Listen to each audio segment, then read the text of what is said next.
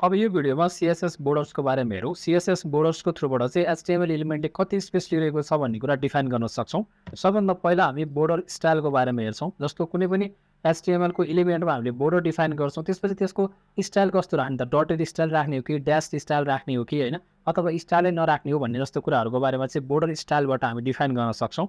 त्यसैगरी हामीले बोर्डरको विड्थ पनि डिफाइन गर्छौँ। जस्तो त्यसको साइज कति राख्ने त हैन। अब टपमा एउटा साइज, बटनमा एउटा साइज, राइटमा एउटा, लेफ्टमा एउटा साइज पनि हामीले डिफाइन गर्न सक्छौँ। हामी त्यसको बारेमा नै हेर्छौँ हैन। त्यसभन्दा पछाडि बोर्डरको कलर कस्तो राख्ने हैन। हामीले जस्तो CSS कलर्समा हामीले पढिसकेको छौँ। हामीले चाहिँ कुनै नर्मल रेड, ग्रीन, ब्लू यसरी पनि दिन सक्छौँ, अथवा हामीले RGB कलरको प्रयोग गर्न सक्छौँ, अथवा RGBA कलरको प्रयोग गर्न सक्छौँ, अथवा हेक्स कलरको प्रयोग गर्न सक्छौँ। यो कलरहरू CSS बोर्डरमा पनि हामीले एप्लाई गर्न सक्ने भइहाल्यो हैन। त्यसभन्दा पछाडि बोर्डर साइड्स भनेको चाहिँ जस्तो अब एउटा कुनै पनि बोर्डरमा चाहिँ टप हुन्छ, बटन हुन्छ, राइट हुन्छ, लेफ्ट हुन्छ हैन। त्यसको स्पेसिफिक कलर डिफाइन पनि गर्न सक्छौँ। टपमा एउटा, बटनमा एउटा, राइटमा एउटा, कलर मात्रै नभएर अरू स्टाइल्सहरू पनि हैन। स्टाइल, विड्थ, कलर सबै कुरा डिफ्रेन्ट हामी डिफाइन गर्न सक्छौँ। त्यसपछि रहेको छ बोर्डर सर्ट एन्ड प्रपर्टी। जसरी तपाईँले योभन्दा अगाडिको भिडियो हेर्नुभएको छ भने CSS ब्याकग्राउन्डभित्र हामीले कुनै एउटा इमेज एकैचोटि राख्ने, त्यस पछाडि गएर कलर राख्ने, त्यसपछि इमेज राख्ने हैन। त्यस पछाडि गएर चाहिँ तपाईँको चाहिँ जुन त्यसको पोजिसनको कुराहरू कसरी डिफाइन गर्ने भन्ने एकैचोटि हामीले डिफाइन गर्न सकेको थियो नि हैन। सो यो कुरा यसमा पनि लागु हुन्छ। CSS बोर्डर्समा पनि हामीले एकैचोटि यसको चाहिँ कति विड्थ कति राख्ने, त्यसपछि यसको चाहिँ स्टाइल कस्तो राख्ने र कलर कुन राख्ने भन्ने कुरा हामीले एकैचोटि पनि डिफाइन गर्न सक्छौँ। अब चाहिँ हामी VS कोडमा जान्छौँ र यसको इक्जाम्पलहरू एक्सप्लेनेसन गर्छौँ है त। अब म VS कोडमा आइसकेको छु। सबभन्दा पहिला हामीले एउटा यहाँ फाइल बनाऊ हैन। फाइलको नाम चाहिँ जस्तो म CSS border.html बनाउँछु र त्यसपछि म कोड स्निपेट्सको थ्रुबाट म डिफल्ट HTML को कोड लिन्छु र यो हेड ट्यागभित्र चाहिँ म सबभन्दा पहिला स्टाइल HTML ट्यागलाई लेख्छु र त्यसपछि मैले यहाँ CSS को कोड लेख्न सक्छु हैन। अब यहाँ CSS को कोड लेख्नको लागि सबभन्दा पहिला हामीले हामीले CSS सिलेक्टर पढेको थियो, त्यसमध्ये क्लासको बारेमा पढेको थियो। अब के गरौँ त भन्दाखेरि हामीले चाहिँ CSS स्टाइल बनाउन सिकौँ र डिफ्रेन्ट टाइपको स्टाइल छ। जस्तै एउटा मैले डटेड भन्ने एउटा क्लास बनाएँ र डटेड भन्ने क्लासमा गइसके पछाडि यहाँभित्र चाहिँ म के गर्न सक्छु भन्दा बोर्डरको स्टाइल भन्ने प्रपर्टिजलाई युज गर्न सक्छु, जुन अघि हामीले हेरिसकेको थियो हैन। बोर्डर स्टाइल भन्ने एउटा प्रपर्टी छ र बोर्डर स्टाइलभित्र जानुभयो भने तपाईँले यहाँ डिफ्रेन्ट टाइपको स्टाइल देख्न सक्नुहुन्छ। एउटा ड्यास छ, डटेड छ, डबल छ, यो सबै तपाईँले प्र्याक्टिस गर्न सक्नुहुन्छ। हामी यसमध्येको केहीले प्र्याक्टिस गरेर जस्तो मैले ड्यास भन्ने राखेँ हैन, बोर्डर स्टाइल ड्यास भनेर राखेँ एउटा। त्यसै गरी म अर्को के गर्छु, ड्यास भनेर म यहाँ नाम पनि DASH ड्यास भनेर राख्छु।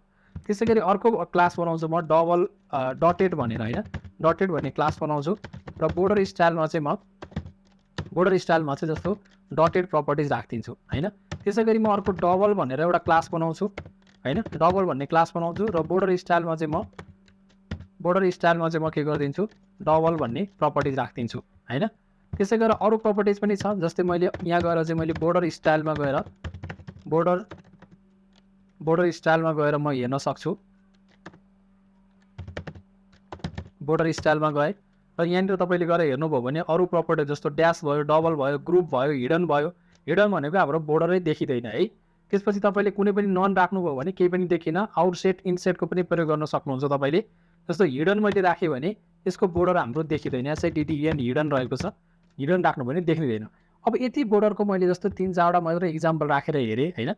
यति गरिसके पछाडि तपाईँले के गर्न सक्नुहुन्छ भने यहाँ बडी ट्यागभित्र आएर चाहिँ हामीले कुनै पनि एउटा प्याराग्राफ बनाएँ मैले। यो भनेको जस्तो नर्मल PARAGRAPH नर्मल प्याराग्राफ लेखेँ।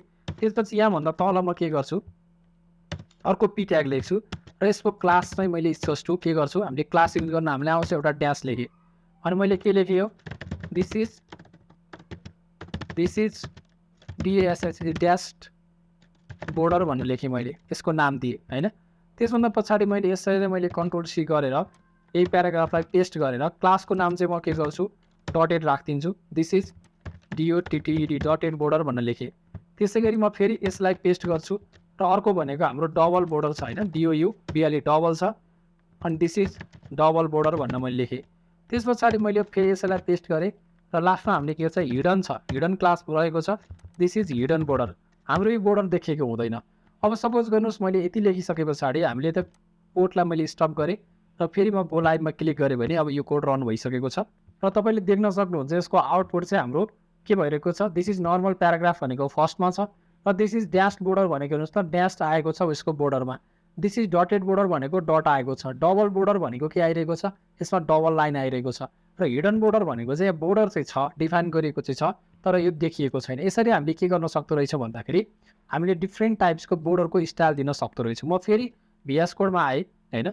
यहाँ आइसकेपछि सपोज गर्नुहोस् सर्ट एन्ड प्रपर्टिज पनि हामीले युज गर्न सक्छौँ। भन्न खोजेको मतलब मैले के गर्न सक्छु भन्दा मैले एकैचोटि यसलाई मिक्स्ड बोर्डर पनि दिन सक्छु। जस्तो हेर्नुहोस् त यहाँ एउटै खालको स्टाइल छ नि एउटा जस्तो दिस इज ड्यास बोर्डर भनेपछि यसको टपमा हेर्नुभयो भने लेफ्टमा हेर्नुभयो भने राइटमा हेर्नुभयो भने बटनमा हेर्नुभयो भने के छ एउटै खालको स्टाइल छ। तर मलाई डिफ्रेन्ट दिन मन लाग्यो भने पनि यो पोसिबल छ। कसरी जस्तो मैले मिक्स भन्ने एउटा क्लास बनाएँ र यो भित्र गइसकेपछि बोर्डर मैले के गर्छु बोर्डर स्टाइलभित्र गएर चाहिँ सपोज गर्नुहोस् मलाई सबैभन्दा पहिलो भ्यालुहरूले टपको भ्यालु लिएको हुन्छ। टपमा मलाई कस्तो राख्न मन लाग्यो डटेड राख्न मन लाग्यो DOTTED डटेड राख्न मन लाग्यो।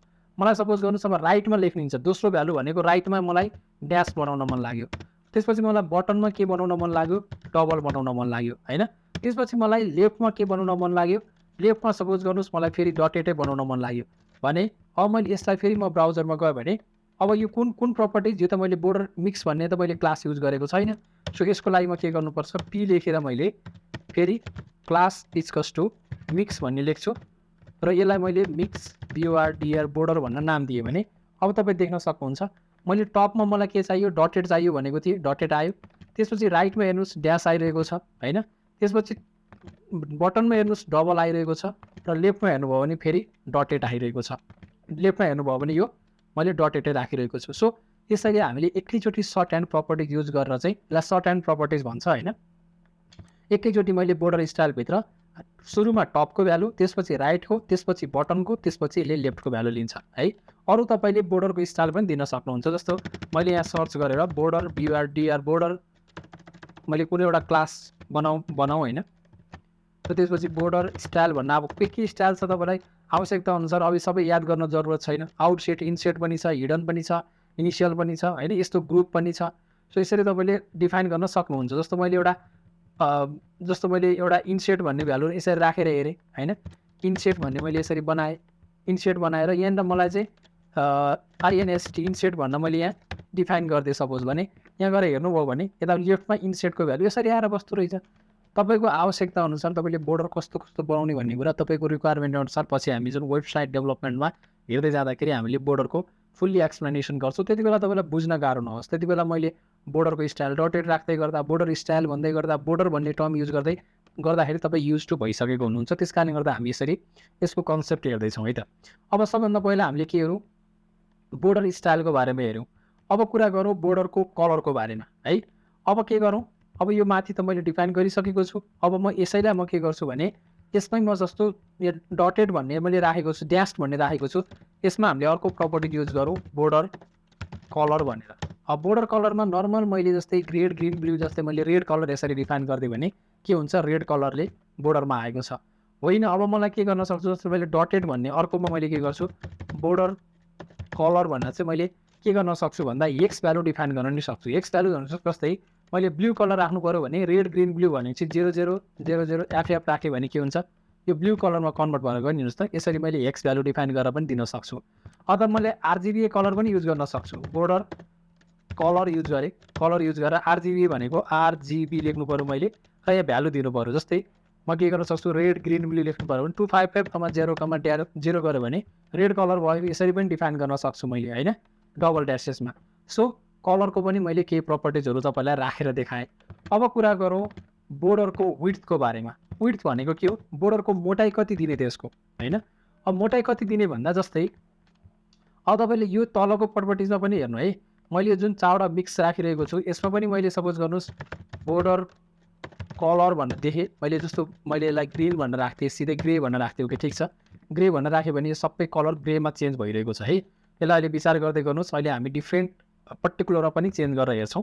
यसरी मैले राखिरहेको छु। अब कुरा गरौँ बोर्डरको कुन प्रपर्टिज बोर्डरको विड्थको कुरा गरौँ। बोर्डरको विड्थ कुरा गर्दा जस्तो मैले 1 पिक्सल डिफाइन गरेँ यहाँनिर 1 पिक्सल डिफाइन गरेँ। हेर्नुहोस् त यो मैले सेकेन्डको डिफाइन गरेको थिएँ यसको साइज घटेर यति सानो भयो। जस्तो फर्स्टमा मैले बोर्डरको विड्थलाई डिफाइन गरिदिन्छु बोर्डर विड्थलाई डिफाइन गरिदिन्छु मैले 10 पिक्सल राखेँ हेर्नुहोस् है, चेन्जेस हेर्नुहोस् 10 पिक्सल राख्दा यति मोटो भएर चेन्ज भएर गएको छ। सबैमा मैले इक्जाम्पल दिइरहेको छैन, जुनमा राख्दा पनि भयो होइन। यसरी मोटो भएर यसरी चेन्ज हुन्छ। अब बोर्डर विड्थ जस्तो मैले यसमा यो जुन डबलमा म के गरिदिन्छु, बोर्डर विड्थलाई मैले के गरिदिन्छु, नर्मल हुन्छ हाम्रो एउटा होइन। नर्मल राख्थ्यो भने के हुन्छ, बोर्डर विड्थ यो डबलकोमा नर्मल भएर बसिरहेको छ, यसमा केही पनि छैन। सपोज गर्नुहोस् थिक भन्ने हुन्छ, थिक लेयर राख्थ्यो भने के हुन्छ, यसरी ठुलो थिकमा गएर यसको ठुलो भएर यसरी चेन्ज हुन्छ। यसको डिफ्रेन्ट प्रपर्टिज बोर्डर विड्थलाई यसरी हामीले हेर्न सक्छौँ। अब जस्तै कुरा गरौँ, मलाई के गर्नु पर्यो त भन्दाखेरि, जुन यो हामीले बोर्डर स्टाइलको प्रपर्टिजको कुरा गरिरहेको छौँ, विड्थ डिफाइन गर्दाखेरि पनि हामीले डिफ्रेन्ट खालको विड्थलाई डिफाइन गर्न सक्छौँ। जस्तै सपोज गर्नुहोस् मैले यो फर्स्टकोमै गर्छु, ल ड्यास यसमै छ। बोर्डर विड्थमा के गर्छु भन्दाखेरि, मैले सपोज गर्नुहोस् 5 पिक्सल दिएँ, यो टपको भ्यालु भयो। अब मलाई राइटको भ्यालु 2 पिक्सल मात्रै चाहियो। अब बटनको भ्यालु मलाई 3 पिक्सल चाहियो, लेफ्टको भ्यालु मलाई 4 पिक्सल चाहियो भने अब हेर्नुहोस् त चेन्जेस यसरी पनि गर्न सक्छौँ। टपको भ्यालु कति पिक्सल छ, 5 पिक्सल, त्यसपछि राइटको 2 पिक्सल, त्यसपछि बटनको 3 पिक्सल है, त्यसपछि लेफ्टको भ्यालु 4 पिक्सल छ। यसरी पनि हामीले पर्टिकुलर बोर्डरको जसरी स्टाइललाई हामीले डिफ्रेन्ट दिए जस्तै के गर्न सक्दो रहेछौँ, बोर्डरको विड्थ पनि यसरी डिफाइन गर्न सक्दो रहेछौँ। अब बोर्डर कलरमा पनि मैले एउटा कलरलाई रेड दिइरहेको छु, एउटा कलरलाई ब्लू कलर दिएँ, यसरी दिएँ। अब मैले फेरि अर्को कलर ग्रिन कलर दिएँ, अर्को कलर मैले ग्रे कलर दिएँ होइन, यसरी मैले डिफाइन गरेँ। हेर्नुहोस् त यसरी दिँदाखेरि कलरलाई पनि हामी चेन्ज गर्न सक्छौँ। यो सर्ट एन्ड प्रपर्टिजहरू सबै स्टाइलमा पनि होइन, स्टाइल पनि मैले यहीँ डिफाइन गरिदिन्छु। जस्तै ड्यास दिएँ, डटेड दिएँ होइन, ड्यास दिएँ, डटेड दिएँ, त्यसपछि गएर डबल दिएँ होइन, त्यसपछि गएर इन्सेट दिएँ। ओके, यसरी दिएँ भ्यालु मैले। यसरी दिँदाखेरि के हुन्छ, बोर्डरको पनि के हुँदो रहेछ, बोर्डर पनि के हुँदो रहेछ, डिफ्रेन्ट आयो नि। तपाईँले फर्स्टमा हेर्नुहोस् त, फर्स्टमा मैले दिएको भ्यालु कुनै ड्यास आयो, त्यसपछि गएर डटेड आयो राइटमा, त्यसपछि गएर बटनमा डबल आयो, त्यसपछि गएर हाम्रो के भयो, लेफ्टमा चाहिँ ग्रे कलर आयो। यसरी पनि गर्न सकिँदो रहेछ। अब बोर्डर स्टाइलको, बोर्डर कलरको, बोर्डर विड्थको भ्यालुलाई हामीले डिफाइन गरे जस्तै गरी हामीले बोर्डर भन्ने मात्रै प्रपर्टिज पनि डिफाइन गर्न सक्छौँ। सपोज गर्नुहोस् मैले यो सबै चिजलाई एकछिन हटाएर, ल ठिक छ अर्को एउटा छुट्टै नै बनाउँछु तपाईँलाई कन्फ्युजन नहोस् भनेर, मैले सपोज गरेँ सर्ट ह्यान्ड भन्ने एउटा क्लास बनाएँ। सपोज सर्ट ह्यान्ड भन्ने क्लास बनाएँ होइन, र यहाँभित्र म के गर्छु, बोर्डर भन्ने मात्र प्रपर्टिज युज गर्छु। र बोर्डर भन्ने मात्र प्रपर्टिज युज गरेर सपोज गर्नुहोस् सबभन्दा पहिला मैले 5 पिक्सल लेखेँ भनेको बोर्डरको के हो, यो विड्थ भयो।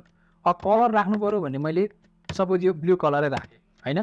त्यसपछि मैले के गरेँ, 5 पिक्सल, अब पहिला सुरुमा चाहिँ विड्थ पछाडि हामीले के गर्छौँ, स्टाइल दिन्छौँ। स्टाइल भनेको सपोज मलाई सोलिड राखेँ मैले है, र 5 पिक्सल सोलिड र मैले कलर राखेँ, र यो सर्ट ह्यान्ड भन्ने मैले युज गरेको छु। अब यो अर्को एउटा पी ट्याग बनाउँछु म यसमा, र त्यसपछि यसलाई म क्लासलाई युज गरिहाल्छु।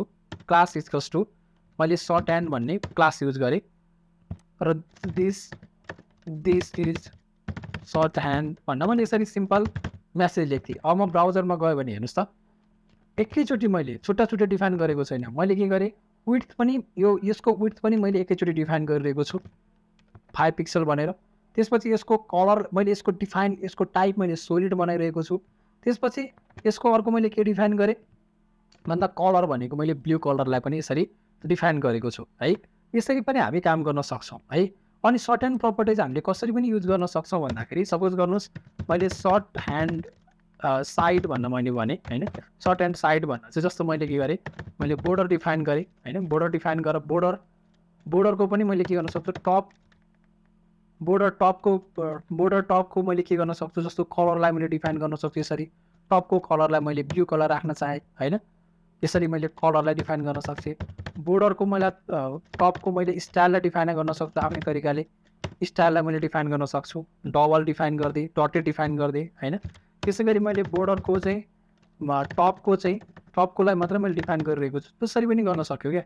टपको मैले विड्थलाई डिफाइन गर्छु। विड्थ भनेको मेरो 10 पिक्सल छ अरे सपोज होइन, यति मात्र डिफाइन गरेँ होइन, बाँकी मैले डिफाइन गरिनँ। भनेपछि सर्ट एन्ड साइड भन्दा मैले सपोज गर्नुहोस् पी भन्ने मैले फेरि क्लास बनाएँ, र क्लास इक्वल्स टु पी भन्ने प्याराग्राफभित्र मैले के गरेँ, सर्ट एन्ड सर्ट साइड्स भन्न मैले युज गरेँ। र यहीभित्र चाहिँ मैले के गर्न सक्छु, सर्ट ह्यान्ड साइड्स भनेर यसरी लेख्न सक्छु।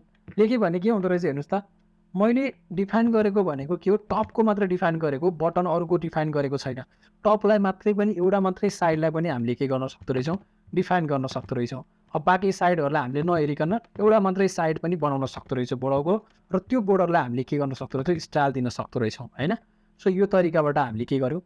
अब यो भिडियोमा हामीले के हेऱ्यौँ, तपाईँलाई थोरै कन्फ्युजन पनि भयो होला, तपाईँ आफै पनि प्र्याक्टिस गर्न सक्नुहुन्छ। हामीले बोर्डर स्टाइल हेऱ्यौँ, बोर्डर स्टाइल के गर्न सक्दो रहेछौँ, हामीले एकैचोटि चावटै टपको राइटको बटनकोलाई पनि डिफाइन गर्न सक्छौँ। बोर्डरको कलर पनि एउटा पनि दिन सक्छौँ, अथवा पर्टिकुलरली हामीले बोर्डरको टपको कलर, बोर्डरको राइटको कलर भनेर दिन सक्छौँ। बोर्डरको विड्थमा पनि एकैचोटि डिफाइन गर्न सक्छौँ, अथवा हामीले बोर्डरको टप विड्थ, बटन विड्थ अथवा एकैचोटि डिफाइन गर्ने, यो पनि गर्न सक्नुहुन्छ।